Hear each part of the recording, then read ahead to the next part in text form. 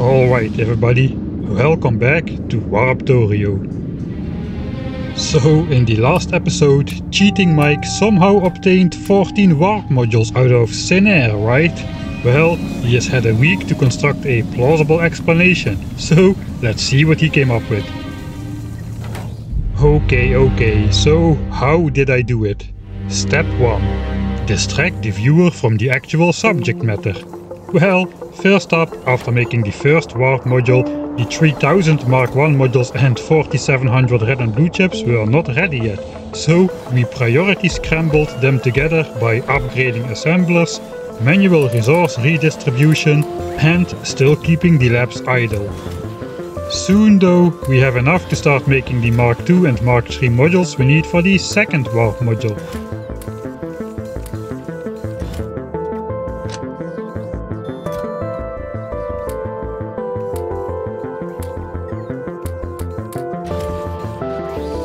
But indeed, this time we even get 10% warp productivity on all of our modules here. That means we will be overproducing 5 Mark III modules each, as well as 25 Mark II modules each, conveniently completing the most difficult to obtain ingredients for the Power Armor Mark II and the Spidertron as a side effect. Nice! Again, it takes some production time to produce the 50 Mark III modules of each type, but since we now have collected all the ingredients for the second warp module, we can start producing science packs again. So we fire up the labs by aiming for our end-game combat combo of the Warp Armor and the Warp Strider, Warptorio's enhanced versions of the Vanilla Power Armor Mark II and the Spidertron.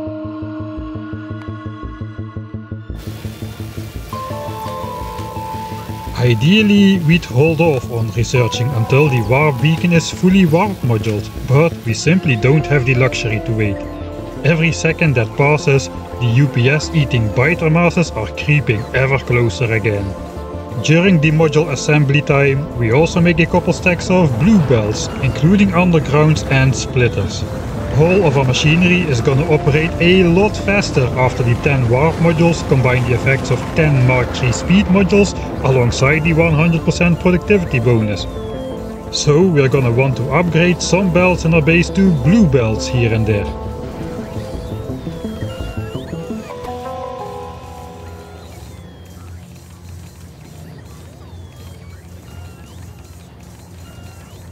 Eventually, the ingredients for the second warp module are complete. So, it is time to make the grand reveal. Let's insert the ingredients and get that bonus bar ticking. Wait, how do you retrieve the ingredients from an active assembler without deconstructing it? Stop that assembler! Okay, step 1 complete. But just marking it for deconstruction won't help much. The ingredients don't show up to take them out. Now, I've already asked you, the audience, for help last episode. I cannot use the 50-50 as there's no multiple choice here, so the only option I have left is to call a friend. The lone construction bot left in my inventory. You go, guy. Wait a minute. As the construction bot cannot pick up a full assembler all at once, it starts by picking up all of the stuff inside, and suddenly all of our original ingredients do pop up in the assembler, ready to be taken out. But we won't. In fact, we'll put everything back in and cancel the deconstruction command. Here the assembler goes again, up to 90%, and we stop it again.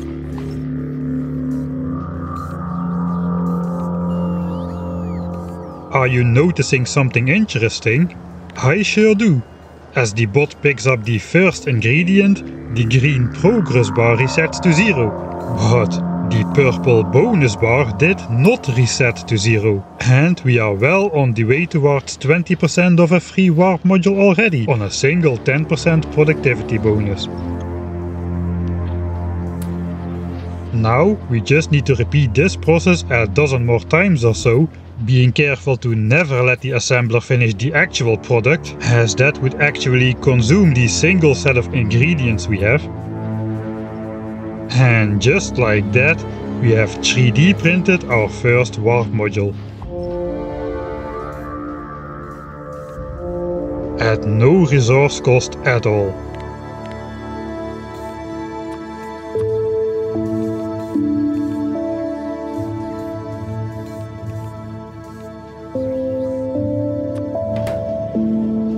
Let's go and add it to the warp beacon. And now we have 20% productivity bonus on our warp module assembler, so the next printout should go twice as fast.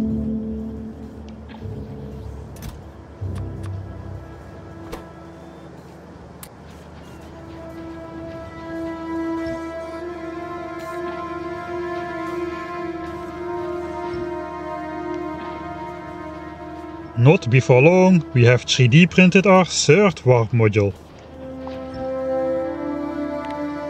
We add it to the warp beacon and rinse and repeat. 30%, 40%, 50% productivity bonus, and things are speeding up. We don't even bother anymore adding the warp modules to the warp beacon individually.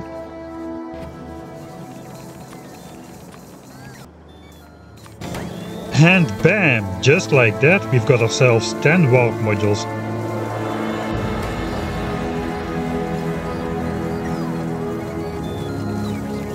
And with 10 warp modules in the beacon, the entire factory now has a 100% productivity bonus compounding on every single production step. And for the first time, this includes the normally unproductivity modulable end products like rails and furnaces for purple signs, all of our module production, and even satellites are now buy one get one free.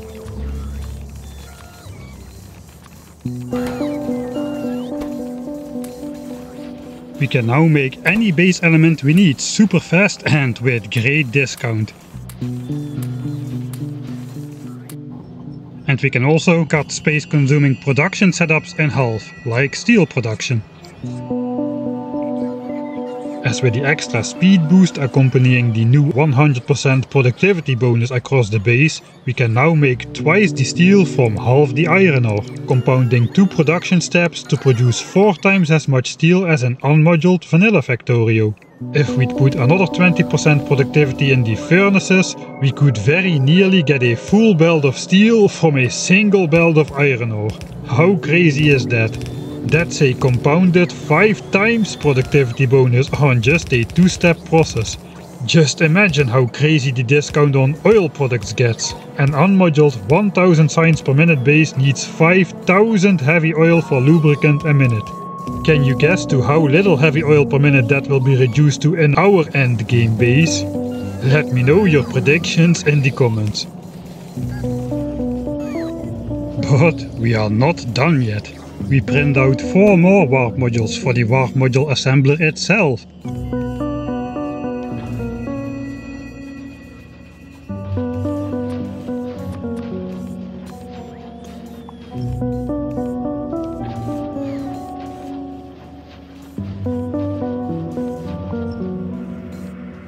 And finally, we have achieved the true maximum productivity bonus in Warptorio. 140% on a single assembler. That means we can switch to the easier method of 3D printing, which is to simply manually deconstruct the assembler after the bonus product has been completed, but before the actual product finishes crafting.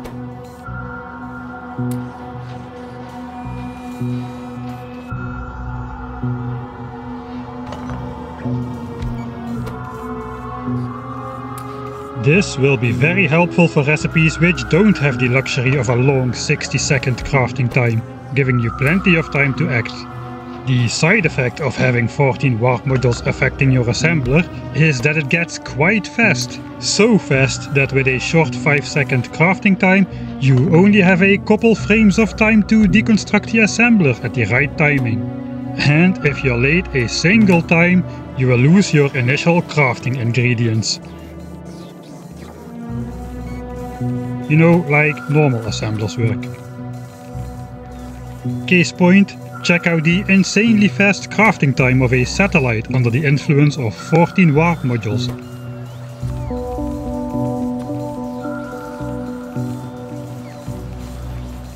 That normally takes 3 full seconds.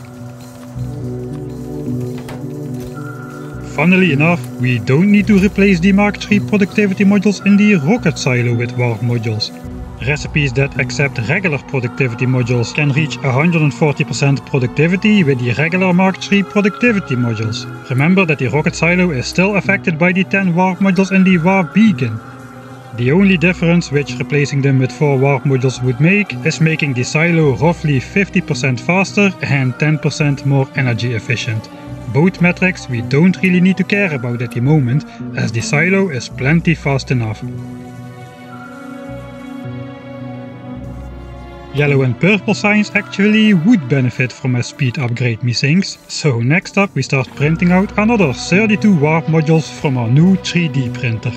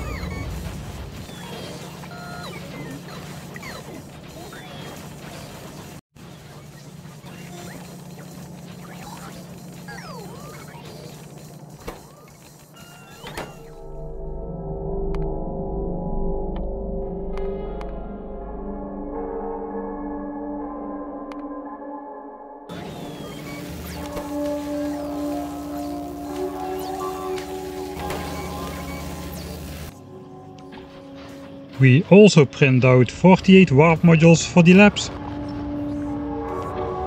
You would think that with 10 warp modules from the beacon, they'd be plenty fast enough already, but that's actually not the case.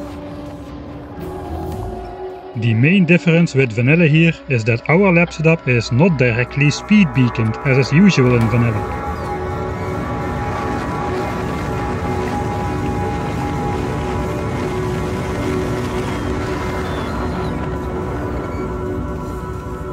Even with lap speed 5 and 6 completed, the final lap speed is still only 18.2, about 25% slower than vanilla's maximum of 23.45. For some reason we chose the Explosive Damage 2 tag as our visual research speed representation.